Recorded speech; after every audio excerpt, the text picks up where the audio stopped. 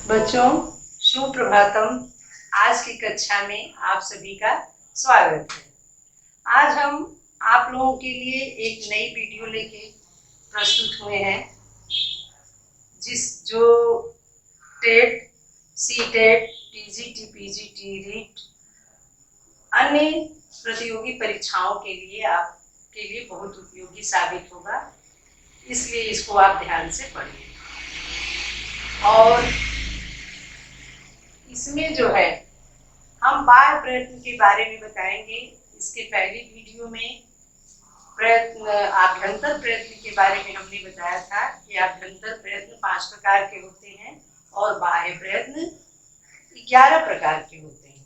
तो आभ्यंतर प्रयत्न पे चर्चा हो चुकी है पिछली वीडियो में कि स्पृष्ट, ईषत् स्पृष्ट, ईषत् द्विवृत्त, विवृत्त और समवृत्त। आभ्यंतर प्रयत्न 5 प्रकार के होते हैं और बाह्य प्रयत्न जो है 11 प्रकार के होते हैं। इसको महर्षि पाणिनि ने अपने लघु सिद्धांत कौमुदी में या अष्टाध्यायी में लिखा है कि बाह्य यत्न स्त्वेकादशधा। बाह्य यत्न स्त्वेकादशधा, बाह्य यत्न जो है एकादश अर्थात 11 प्रकार के होते हैं। उस दिन भी हमने बताया था इसके पहले वाली वीडियो में भी कि बाह्य प्रयत्न 11 प्रकार के होते हैं। कौन कौन से होते हैं? विवार, संवार, श्वासो, नादो, घोषो, अघोषो, अल्प प्राणो, महाप्राण, महाप्राण, उदात्तो, अनुदात्त, स्वरितश्चेति। विवार, संवार, श्वासो, नादो, अघोषो, नादो, अघोषो, घोषो, अल्प प्राणो, महाप्राण, उदात्तो, अनुदात्त, स्वरितश्चेति। कौन कौन होते हैं? विवार, संवार, श्वास, नाद, अघोष, घोष, अल्प प्राण, महाप्राण, उदात्त, अनुदात्त और स्वरित। ये बच्चों आपके 11 भेद हो गए। इसको आप ध्यान से देखिएगा और समझिएगा। यह आपके लिए बहुत ही उपयोगी है, क्योंकि बार बार इसके नाम पूछे जाते हैं कि कौन कौन से। कभी कभी परीक्षाओं में पूछ दिया जाता है, जैसे मान लीजिए कि विवार, संवार, श्वास और एक उसमें डाल दिया स्पृष्ट। कौन से इसमें बाह्य प्रयत्न नहीं है? तो आपको जब ये याद रहेगा तभी आप उसको क्लियर कर पाएंगे। दूसरी चीज है, यह जो है यह उदात्त, इसमें जो है उदात्त और अनुदात्त स्वरित, उदात्त, अनुदात्त, स्वरित, यह स्वरों का बाह्य प्रयत्न है। स्वरों का बाह्य प्रयत्न आप जान रहे हैं कि हमारे माहेश्वर के 4 सूत्र जो है शुरू के, वह स्वर में आते हैं। ऐ, उल, ऋलिक, एओम, एऔच। यहाँ पर जो है यहाँ तक स्वर है, जिसमें अ, इ, उ, ऋ, ली, ए, ओ, ऐ, औ, ये जो है स्वर है। तो अनुदात्त, उदात्त, अनुदात्त, स्वरित, यह जो है स्वरों का बाह्य प्रयत्न है।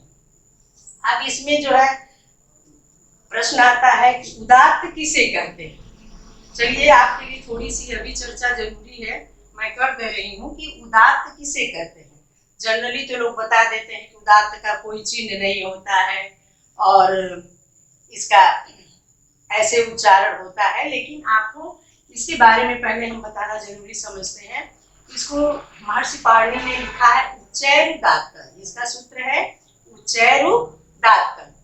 तालवा दिशु, ऐसे भी इसको भी, इससे भी अगर शाब्दिक अर्थ निकालेंगे तो उच्चैर ऊपर की तरफ वो उदात्त होता है। तो इसका सूत्र वृत्ति है तालवा दिशु सभागेषु स्थानेषु ऊर्ध्वभागे निष्पन्नो अनुदात्त संज्ञः स्यात्। मतलब कि तालु आदि के सभाग से, स्थान के ऊर्ध्व भाग से जो अच उच्चरित होता है उसकी उदात्त संज्ञा होती है। मतलब तालु आदि के भाग से, स्थान से, के ऊपरी भाग से, तालु आदि के भाग से, स्थान के ऊपरी भाग से जिस जो उत्पन्न होता है उस अच की उदात्त संज्ञा होती है। अर्थात ऊपरी भाग से जो उच्चरित होता है उसकी उदात्त संज्ञा होती है। जैसे देखिए यहाँ पे हमने लिखा अ, इसकी जो है उदात्त संज्ञा हुई है और इसका कोई चिन्ह नहीं है, इसका कोई चिन्ह नहीं होगा। ऐसे इसी तरह से आपका अनुदात आ गया। दूसरे नंबर पे है अनुदात, नीचे अनुदात। नीचे अनुदात मतलब कि यह नीचे के अधोभाग से उच्चरित होता है। तो तालवादिषु सभागेषु अस्थानेषु अधोभागे निष्पन्नो अच अनुदात संज्ञः स्यात्। मतलब तालु आदि के भाग से स्थान से कि स्थान के अधोभाग से मतलब निचली भाग से जो अच उच्चरित होता है या निष्पन्न होता है उसकी अनुदात संज्ञा होती है। इसमें जो है जैसे अ, इसकी अनुदात संज्ञा का चिन्ह ये है कि अ के नीचे जो है ऐसे बड़ी रेखा रहती है, यह अनुदात संज्ञा का चिन्ह है। यह जो इसका प्रयोग जो है वैदिक पाठ में किया जाता है, वेद मंत्रों में किया जाता है। और जैसे ये है कि उच्चारण स्थान में जैसे तालु आदि से के भाग से जो स्थान से उच्चारण स्थान हो रहे हैं, जो स्वर उच्चरित हो रहे हैं, वह जो है दो जगह से होते हैं, एक ऊर्ध्व भाग से होते हैं, एक अधो भाग से होते हैं। तो सामान्य भाषा में समझ लीजिए जो ऊपरी भाग से जिसका उच्चारण होगा वह जो है उदात्त संज्ञा उसकी होगी, उस स्वर की उदात्त संज्ञा होगी, और जो निचली भागों से उच्चरित होगा उसकी अनुदात्त संज्ञा होगी। तो अभी हम बताए बच्चों कि उदात्त अनुदात्त स्वरित जो है स्वरों का बाह्य प्रयत्न है। सभी स्वरों का किसी का उदात्त भी हो सकता है, किसी स्वर का उदात्त भी हो सकता है, अनुदात्त भी हो सकता है, स्वरित भी हो सकता है। ये नहीं कि इस स्वर का उदात्त होगा, इस स्वर का सिर्फ अनुदात्त होगा या इसका सिर्फ स्वरित होगा, किसी का कुछ भी हो सकता है, उदात्त अनुदात्त स्वरित। अभी हम बता भी रहे थे कि उदात्त किसको कहते हैं, अनुदात्त किसको कहते हैं, कि तालु आदि भागों वाले उच्चारण स्थानों में ऊपरी भाग से उच्चरित अच को उदात्त कहते हैं, और तालु आदि भागों वाले उच्चारण स्थानों में निचले भाग से उच्चरित अच को अनुदात्त कहते हैं। अर्थात तालु आदि भागों वाले उच्चारण स्थानों में ऊपरी भाग से उच्चरित अच को अनुदात्त कहते हैं और निचले भाग से उच्चरित अच को अनुदात्त कहते हैं। अब आती है बात स्वरित की। तो स्वरित किसे कहते हैं, इसके लिए महर्षि पाणिनि ने लिखा है समाहार स्वरित। समाहार स्वरित, जहां जो समाहार हो वहां स्वरित होता है। मतलब उदात्तानुदात्तत्वे, इसकी वृत्ति है उदात्तानुदात्तत्वे वर्ण धर्मो समहिरेते यस्मिन् सो अच स्वरित संज्ञा स्यात्। उदात्तानुदात्तत्वे वर्ण धर्मो समहिरेते यस्मिन् सो अच स्वरित संज्ञा स्यात्। मतलब जिसमें उदात्त और अनुदात्त दोनों के गुण मिले रहते हैं वहां पे स्वरित संज्ञा होती है। मतलब जिसमें उदात्त अनुदात्त दोनों के गुण मिले हुए होते हैं उस अच की स्वरित संज्ञा होती है। स्वरित का जैसे चिन्ह है, जैसे हुआ अ, ये हुआ अ, स्वरित का अ है, इसके ऊपर खड़ी रेखा रहेगी, ये स्वरित का चिन्ह, अ के ऊपर खड़ी रेखा, ये स्वरित का चिन्ह है। तो कभी इसका प्रयोग जो अभी पहले भी बताया कि वैदिक पाठों में होता है, वैदिक मंत्रों में किया जाता है। पंडित जी लोग कभी कभी आप लोग देखते हैं कि वैदिक मंत्र का पाठ करते हैं तो इशारा से करते हैं, जैसे कभी ऊपर हाथ ले गए, कभी नीचे ले गए, कभी ऐसे किए। तो ये हो गया उदात्त, ये हो गया अनुदात्त, ये हो गया स्वरित, मतलब मिला हुआ। तो ये इशारा करते, जैसे बोलते कभी कभी मंत्र में आता है, हमने आपको समझने के लिए लिख दिया कि स्वस्ति न इंद्रो वृद्धश्रवाः स्वस्ति नः पूषा विश्ववेदाः स्वस्ति नस्तार्क्ष्यो अरिष्टनेमिः स्वस्ति नो बृहस्पतिर्दधातु। तो बृहस्पतिर्दधातु, ये जो है आपको इस तरह से जैसे लोग पाठ करते हैं वैदिक मंत्र में, तो इस तरह से आता है। अब इसमें जो है देखिए आप जैसे स्वस्ति लिखे हैं, इसमें वो है, वो में क्या है, ये अनुदात्त है, नौ में अनुदात्त है, इंद्रों के द में देखिए स्वरित का चिन्ह है, ऐसे ही वृद्ध श्रवा के वो पे जो है स्वरित का चिन्ह है, फिर स्वस्ति में व में जो है अनुदात्त का चिन्ह है, न में फिर स्वरित का चिन्ह है, फिर विश्वेदा में भी स्वरित का चिन्ह है। ऐसे ही देखिए यहाँ भी लगा है, व में लगा है, न में लगा है, य में लगा है, ये सब जो है अनुदात्त का चिन्ह है। और जो है वो फिर व में, नो में, सब में अनुदात्त, मतलब नीचे जो पड़ी रेखा है वो अनुदात्त का चिन्ह है और जिसके ऊपर खड़ी रेखा है वह स्वरित का चिन्ह है। यह हम आपको समझने के लिए बता दिए हैं कि इस तरह से ये होता है। तो हम चूंकि आप बाह्य प्रयत्न बता रहे हैं आपको, बाह्य प्रयत्न 11 होते हैं। सबसे पहले तो विवाद संगार, श्वास, घोष अघोष, ये सब पढ़ा था। लेकिन हम आपको एक चीज क्लियर करने के लिए पहले उदात्त अनुदात्त स्वरित से इसलिए शुरू किए हैं कि पहले आप स्वर को समझ लीजिए, है, अच को समझ लीजिए।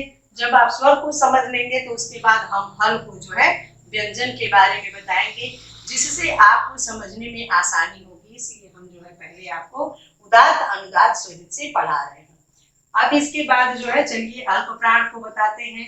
अल्प प्राण, अल्प प्राण क्या होता है? अल्प माने थोड़ा, कम, प्राण माने वायु या श्वास। तो जहाँ पे थोड़ा, थोड़ी वायु या थोड़ी श्वास खर्च हो वह अल्प प्राण होता है। मतलब जहाँ पे कम वायु खर्च होती है वहां पे अल्प प्राण होता है। जैसे अच्छा, प्राण में वायु जो है ये 5 प्रकार के होते हैं। एक बार इसकी चर्चा कर देते हैं क्योंकि कभी कभी पूछा भी जाता है कि प्राण कितने प्रकार के होते हैं या वायु कितने प्रकार की होती है। तो इसमें जो है प्राण, अपान, व्यान, उदान, समान, ये 5 प्रकार की वायु है। आजकल जानते ही हैं कि वायु विकार से तमाम रोग भी होते हैं, तो ये सब जानना चाहिए। तो अब इसमें अल्प प्राण में क्या हो गया? जहाँ पे कम वायु या श्वास खर्च होती है वहां पे जो है अल्प प्राण होता है या अल्प प्राण बाह्य प्रयत्न होगा। इसमें है, इसका सूत्र है, व्याकरण में लिखा गया है कि वर्गाणाम प्रथम तृतीय पंचमा यणश्चाल्प प्राणा, कि वर्गों के प्रथम तृतीय पंचम और यण प्रत्याहार अल्प प्राण होते हैं। वर्गों के मतलब जैसे वर्ग जो है हमारे 5 हैं। कौन कौन से हैं? क वर्ग है, च वर्ग, फिर ट वर्ग, ट वर्ग, प वर्ग। जैसे क ख ग घ ङ, च छ ज झ ञ, ट ठ ड ढ ढ, त थ द ध न, प फ ब भ म। इन 5 वर्गों के कौन कौन से बताएं बच्चों? पहला, तीसरा और 5वां। तो क वर्ग का पहला क्या हो गया? क, तीसरा क्या हो गया? ग, 5वां क्या हो गया? ङ। और ऐसे ही च वर्ग का पहला वर्ड क्या हुआ? च, तीसरा वर्ड क्या हुआ? ज, 5वां क्या हुआ? ञ। ऐसे ही ट वर्ग का पहला हुआ ट, तीसरा हुआ ड और 5वां हुआ ण। और ऐसे ही ट वर्ग का देख लीजिए, पहला क्या होगा? त, तीसरा द और 5वां न। ऐसे ही प वर्ग का पहला वर्ड प, तीसरा वर्ड ब और 5वां म। और क्या बताए हैं? इन 5 वर्गों के साथ साथ यण प्रत्याहार। तो यण प्रत्याहार में क्या आता है बच्चों? य, व, र, ल। इसको आप पढ़ चुके हैं। यण प्रत्याहार में क्या क्या आता है? य, व, र, ल। मतलब कि इनके ये कितने हो गए? 3 3 6 3 9 12 15 4 19, 19 है जो है अल्प प्राण है। कितने बच्चों? बहुत अच्छा, 19 अल्प प्राण हो गए। तो वर्गों के प्रथम, तृतीय, 5वां और यण प्रत्याहार का अल्प प्राण। जैसे आप बोल के थोड़ा देखिए, क, क। अब इसमें जो है कम जोर लग रहा है, कम वायु खर्च हो रही है। ग, ङ। तो अभी बताएं कि वर्गों के प्रथम, तृतीय और पंचम और यण प्रत्याहार अल्प प्राण बाह्य प्रयत्न में आते हैं। तो इसमें जो है क्या हुआ? वर्गों का प्रथम भी 5 वर्ग आपको बताए, क वर्ग, च वर्ग, ट वर्ग, त वर्ग, प वर्ग। क वर्ग का पहला वर्ड है क, तीसरा ग, 5वां ङ। च वर्ग का पहला च, तीसरा ज, 5वां ञ। ट वर्ग का पहला ट, तीसरा ड और पांचवा ड़। त वर्ग का पहला त, तीसरा द, पांचवा न। प वर्ग का पहला प, तीसरा भ, पांचवा म। और यण प्रत्याहार भी बताया। यण प्रत्याहार आप जानते हैं क्या होता है, इसमें होता है य व र ल। तो ये जो है हो गया कि ये पांच वर्ग हैं, पांचों के तीन तीन वर्ण है, तो यहाँ आपके 15 हो गए। और 4 ये जो है यण प्रत्याहार के वर्ण है य व र ल। यह कुल मिलाकर के 19 अल्प प्राण हो गए, मतलब 19 जो है अल्प प्राण हो गए। हाँ बच्चों, अभी हम बोल रहे हैं जैसे आप कम वायु खर्च हो रही है, कम श्वास खर्च हो रही है अल्प प्राण में, तो बोल के देखिए। जैसे आप बोलेंगे कंठ भी पकड़ के तो भी देखेंगे। जैसे क, ग, ङ, च, ञ, ट। इसमें जो है कम वायु खर्च हो रही है, इसलिए ये अल्प प्राण है। हाँ तो बच्चों, अब जो अल्प प्राण हो गया, अब आता है आपका महाप्राण। कि महाप्राण में क्या होगा, कैसे होगा। महा से तात्पर्य क्या है, अधिक से, अर्थात ज्यादा से। प्राण से तात्पर्य क्या है, वायु से। मतलब जहाँ ज्यादा वायु खर्च हो रही है या जहाँ अधिक श्वास खर्च हो रही है, वहां पे महाप्राण बाह्य प्रयत्न होगा। जहाँ पे ज्यादा श्वास खर्च हो रही है, ज्यादा वायु खर्च हो रही है, वहां पे महाप्राण होगा। इसको महर्षि पाणिनि ने व्याकरण में लिखा है कि वर्गाणाम द्वितीय चतुर्थो सलस्य महाप्राणा। वर्गाणाम द्वितीय चतुर्थो सलस्य महाप्राणा।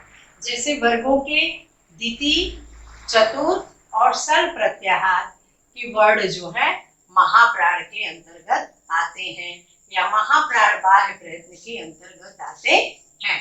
इसमें द्वितीय अभी आपको बताया, जैसे क वर्ग हुआ, च वर्ग, ट वर्ग, त वर्ग, प वर्ग। ये जो पांचों वर्ग हैं, इसके दूसरे वर्ण और चौथे। जैसे क वर्ग का दूसरा वर्ण क्या है बच्चों, ख। चौथा वर्ण क्या है, घ। ऐसे ही च वर्ग का दूसरा वर्ण क्या है, छ। और चौथा वर्ण क्या है, झ। ऐसे ही ट वर्ग का दूसरा वर्ण क्या है, ठ। और चौथा क्या है, ढ। ऐसे ही त वर्ग का दूसरा वर्ण है थ, और चौथा है ध। ऐसे ही प वर्ग का दूसरा वर्ण है ह, और चौथा है भ। और इसके साथ साथ और क्या हो गया, सर प्रत्याहार। सर प्रत्याहार में बच्चों कौन कौन से वर्ण आते हैं, बहुत अच्छा, स, स, ह। मतलब तालव्य स, मूर्धन्य स, दंत स और ह। ये 4 वर्ण जो है सर प्रत्याहार के अंतर्गत आते हैं। तो इन पांचों वर्गों के ये 2-2 वर्ण, दूसरा चौथा मतलब 2-2 वर्ण, तो ये 2, 4, 6, 8, 10, ये दोनों पांचों वर्ग के 2-2 वर्ण यानी 10 हो गए। और सर प्रत्याहार के 4 वर्ण यानी 14 हो गए। 10 + 4 यानी 10 और 4 मिला के 14 हो गए। तो महाप्राण कितने हो गए, 14 हो गए। अभी अल्प प्राण कितने बताए थे, 19। अल्प प्राण 19 और महाप्राण 14, दोनों मिलाकर के कितने हो गए, 33। यानी ये 33 क्या है, व्यंजन है।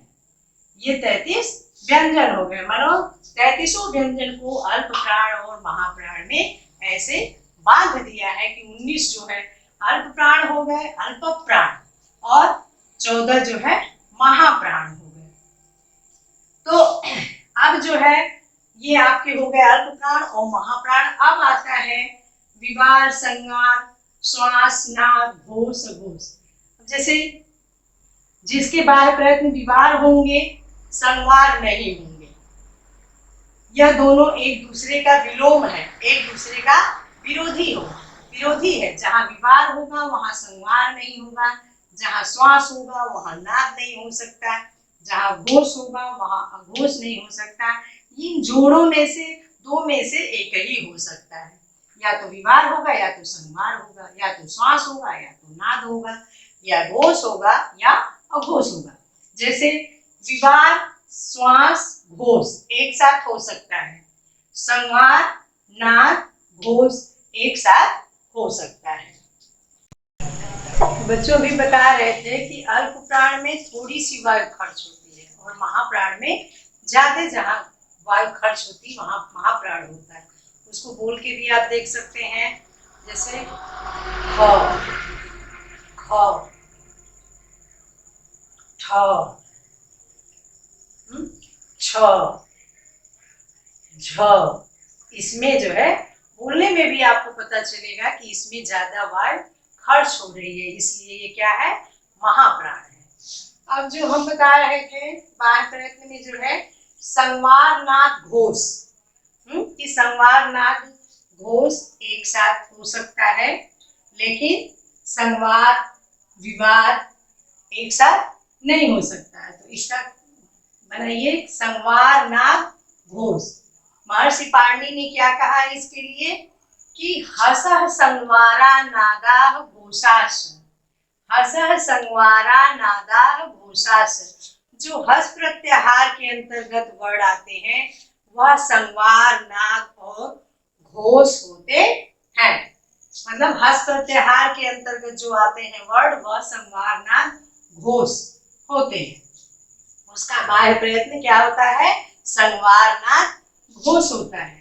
तो हस प्रत्याहार के अंतर्गत बच्चों कौन कौन से वर्ड आते हैं, आपको 14 माहेश्वर सूत्र बताया गया है। हैवरट से देखिए कि हैवरट से जितने भी वर्ड हैं से लेके जब गड दश, जहाँ पे स आता है वहां तक के सारे वर्ड जो है लिख डालिए, लेकिन उसका जो सभी सूत्रों का अंतिम जो है संज्ञक वर्ड जो है उसको मत लिखिएगा, उसका प्रयोग सिर्फ प्रत्याहार बनाने में किया जाता है। तो लिखिए, जैसे देखिए हायवर, तो नहीं लिखेंगे, लड़ का ल लिखेंगे, ड़ नहीं लिखेंगे, यमं गड़ न म नहीं लिखेंगे, झ य नहीं लिखेंगे, फिर है घ ड ध ख, मूर्धन्य स जो है उसको नहीं लिखेंगे, फिर हो गया ज ब ग ड द, हस में स आ गया। तो ह य व र ल ञ म ङ ड़ न झ भ ध ढ ध ज ब ग ड द। ये जो है आपके 20 वर्ड हो गए, हस प्रत्याहार में 20 वर्ड आ गए। तो इसका क्या होगा बाह्य प्रयत्न, संवार नाद घोष। माने ये वर्ड जहां भी आएंगे और आपसे पूछे जाएंगे परीक्षाओं में कि इसका बाह्य प्रयत्न क्या होगा, तो संवार नाद घोष है। लेकिन एक चीज, किसी भी वर्ड का बाह्य प्रयत्न सिर्फ 3 नहीं होगा कि संवार नाद घोष बता दिए, किसी भी वर्ड का बाह्य प्रयत्न 4 होगा, 4 होता है। जैसे ह का बाह्य प्रयत्न होगा संवार नाद घोष, लेकिन अभी इसके पहले आपको पढ़ाए अल्प प्राण और महाप्राण। तो ह का किसमें आता है, सल प्रत्याहार किसमें आता है, महाप्राण में आता है। तो ह जो है सल प्रत्याहार का वर्ण है, इसलिए उसका बाह्य प्रयत्न संवार नाद घोष और महाप्राण होगा। मतलब किसी भी वर्ड का बाह्य प्रयत्न 4 होगा।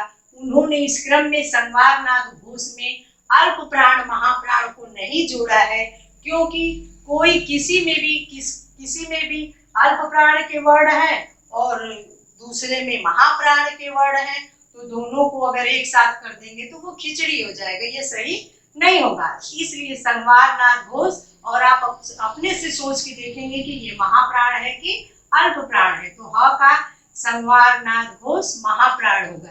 ऐसे ही य का बताइए बच्चों, तो इसका बाह्य प्रयत्न होगा संवार नाद घोष, और यह किसका है, अल्प प्राण है। यह जो है अल्प प्राण है, तो संवार नाद घोष अल्प प्राण।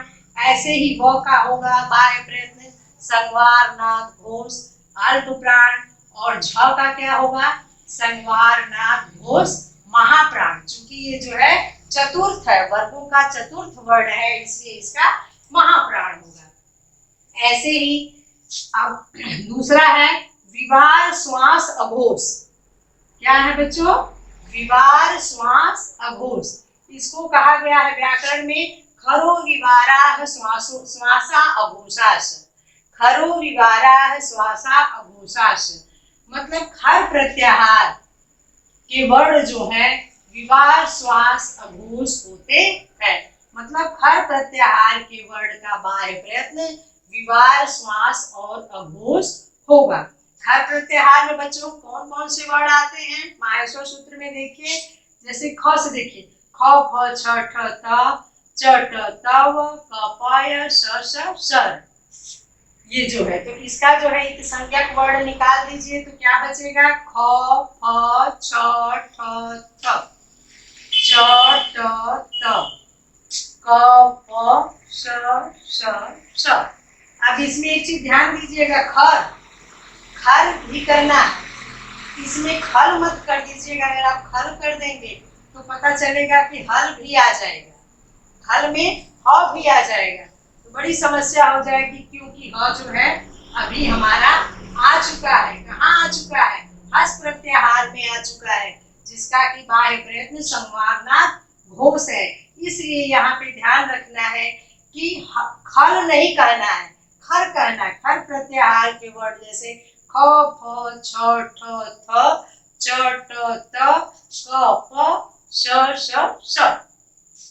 अब इसमें जो है देखिए साधारण सी चीज देख लीजिए, ये सभी जो है द्वितीय वर्ण है। जैसे क वर्ग का ख, प वर्ग का फ, च वर्ग का छ, ट वर्ग का ठ और त वर्ग का थ मतलब चौथा। ये पांचों जो है द्वितीय वर्ण है। और च ट त क प ये पांचों वर्ग का कौन सा वर्ण है बच्चों? पहला वर्ण है, यानी प्रथम वर्ण है। तो और ये हो गया स स स मतलब तालव्य स, मूर्धन्य स और दंत्य स। तो इसका क्या हो गया कि इसका सीधे सीधे देख लीजिए कि ख फ छ ठ थ ये द्वितीय वर्ण है, तो इसका बाह्य प्रयत्न क्या होगा? विवार श्वास अघोष। और आप पहले भी पढ़ चुके हैं कि वर्गों के द्वितीय और चतुर्थ वर्ण जो है महाप्राण में आते हैं, तो सीधे सीधे इसका क्या हो गया? महाप्राण हो गया। विवार श्वास अघोष और इसका बाह्य प्रयत्न महाप्राण होगा। ऐसे ही च ट त क प इसका क्या हो गया? बाह्य प्रयत्न विवार श्वास अघोष और क्या होगा? अल्प प्राण होगा, क्योंकि यह वर्गों का प्रथम वर्ण है, तो प्रथम वर्ण का अल्प प्राण होता है। और श श स ये जो है इसका क्या होगा? बाह्य। और जो है इसमें स स स इसका क्या होगा बच्चों? ये तालव्य स, मूर्धन्य स और दंत्य स। इसका क्या होगा? बाह्य प्रयत्न विवार श्वास अघोष और महाप्राण होगा। सर प्रत्याहार जो है उसका बाह्य प्रयत्न जो है महाप्राण होता है, तो इसलिए इसका विवार श्वास अघोष और महाप्राण होगा। बात समझ में आ गई? इसको आप लोग कर लेंगे परीक्षाओं में, कहीं भी भ्रम में मत आइएगा। इसलिए मैं आपको बार बार इस चीज को बता रही हूँ कि आपको यह बात क्लियर हो जाए। तो ये हो गया। अब जो है जैसे साधारण ढंग में आप जान जाइए कि विवार का मतलब क्या होता है? खुला हुआ। और संवार का मतलब क्या होता है? थोड़ा सा ढका हुआ। विवार खुला हुआ, संवार थोड़ा सा ढका हुआ। श्वास जिसमें ज्यादा श्वास आए है, जिसमें ज्यादा श्वास आए। और नाद मतलब जो थोड़ा सा बजे, थोड़ी सी ध्वनि थोड़ा सा बजे। और घोष क्या है? हल्की सी गुनगुनाहट हो या हल्की सी ध्वनि हो। अब घोष क्या है? उसमें कोई गुनगुनाहट ना हो, कोई ध्वनि ना हो, वह अघोष होता है। तो अब बच्चों ये बात तो आपको क्लियर हो गई होगी। अब हम आपको एक इसका खाका बताते हैं, आप उसको समझ लीजिए और कैसे आपके लिए आसानी हो जाएगी।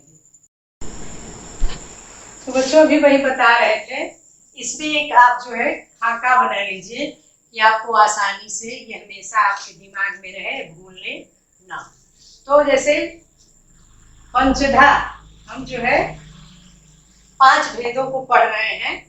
तो इसमें जो है बाह्य प्रयत्न में क्या क्या है, इसमें जो है एक हो गया विवार श्वास अघोष। तो विवार श्वास अघोष में कौन कौन से वर्ड आ गए उसमें लिख लीजिएगा, तो आपको ध्यान रहेगा कि विवार श्वास अघोष बाह्य प्रयत्न में कौन कौन से वर्ड आएंगे। तो इसमें खर प्रत्याहार के वर्ड हैं, पहले भी बता चुके, ख फ छ ठ थ च ट त प प श श श। और दूसरा जो हो गया संगवार नाद घोष, इसमें जो है ह य व र ल य म ङ ण न झ भ घ ढ ध ज ब ग ड द। और इसमें जो है कितने हैं, हस प्रत्याहार के वर्ण हैं। ये कितने हो गए, हस प्रत्याहार के वर्ड हो गए। तो जैसे ये भी देखिए कि विवार श्वास अघोष में जो है 5 5 10 13 वर्ड आ रहे हैं, संगवार नाद घोष में 20 वर्ड आ रहे हैं। इसमें जो है 5 3 8 3 11 14 17 3 20, इसमें 20 वर्ड आ रहे हैं। माने खर में 13 वर्ड और ये हस में 20 वर्ड, ये दोनों मिला करके विवार श्वास अघोष और संवार नाद घोष को भी मिला करके 33 वर्ड ही हो रहा। बार बार हर सूत्रों में हर जगह आपके 33 ही आ रहे हैं, इसलिए आपके व्यंजन कितने बच्चों, 33 हैं। और तीसरा हो गया इसमें अल्प प्राण। तो अल्प प्राण में क्या है, क ग ङ च ज ञ ट ड ढ ट द न प ब म य व र ल, माने य प्रत्याहार, ये आपके हो गए अल्प प्राण में। और महाप्राण में वही दूसरा और चौथा ख घ छ झ ठ ढ थ ध फ भ और सल प्रत्याहार श श श फ। और उदात्त अनुदात्त स्वरित में क्या है बच्चों, सभी स्वर हैं, सभी अच है, सभी स्वर हैं, अ ई उ री री ए ओ ऐ औ, मतलब ये जो 9 स्वर है सभी अच हैं। यह जो है इसको हमको आपको जान जाइए, इस खाके में जो है आप पांचों के बारे में जान जाइए और इसको कैसे क्या है इसको समझ लीजिए, तब आपको कभी भी नहीं भूलेगा कि यह बाह्य प्रयत्न जो है इसका क्या होगा। अभी बच्चों यहाँ हम पंचधा विभाजन पढ़े हैं।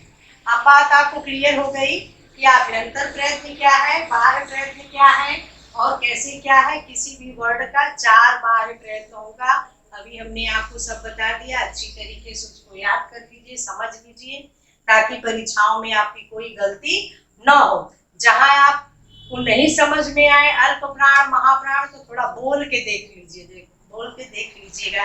जैसे क बोलेंगे, ग बोलेंगे तो इसमें कम वायु खर्च होगी, तो समझिएगा कि अल्प प्राण। और जहाँ पे ख घ ऐसे वर्ड आएंगे बोलेंगे दूसरा चतुर्थ, तो ये समझिएगा कि महाप्राण। तो यह जो है अल्प प्राण में उसमें प्रथम तृतीय पंचम के साथ साथ यड़ प्रत्याहार है, और महाप्राण में द्वितीय चतुर्थ वर्गों के द्वितीय चतुर्थ के साथ सल प्रत्याहार है, श श श ह। तो बच्चों आज का विषय यहीं तक। अगर आपको मेरी वीडियो अच्छी लगी हो तो उसको लाइक कीजिए, अपने मित्रों में शेयर कीजिए और सब्सक्राइब करते हुए लाल बटन जरूर दबाइएगा, जिससे आपके पास सभी वीडियो मेरी उपलब्ध हो सके। धन्यवाद।